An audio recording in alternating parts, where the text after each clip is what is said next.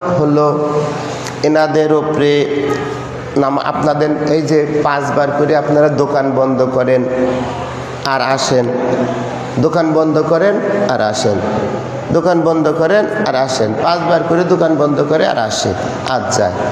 এই কারণে আল্লাহ আপনাদেরকে মসজিদে ডাকেনি, মসজিদে ডেকেছেন আল্লাহুম্মা সাল্লি আলা মুহাম্মদ ওয়া আলা আলে মুহাম্মদ বলার জন্য, এবং আল্লাহুম্মা সাল্লি আলা মুহাম্মদ ওয়া আলা আলে মুহাম্মাদের পরিচয় নেওয়ার জন্য মিরাজে ডেকেছেন।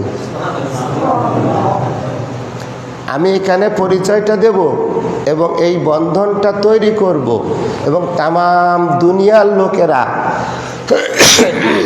এই নামাজ পড়বে, তার নামাজের রুহানিয়াত তো দিতে হবে।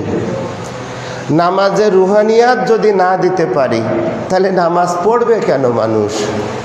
নামাজটা তো পড়াইতে হবে। আমরা এই উঠলাম বসলাম আর এ করলাম আর সূরা কেরাত সহি শুদ্ধ করে চলে গেলাম, হ্যাঁ, তাহলে এটাই কি নামাজ হলো?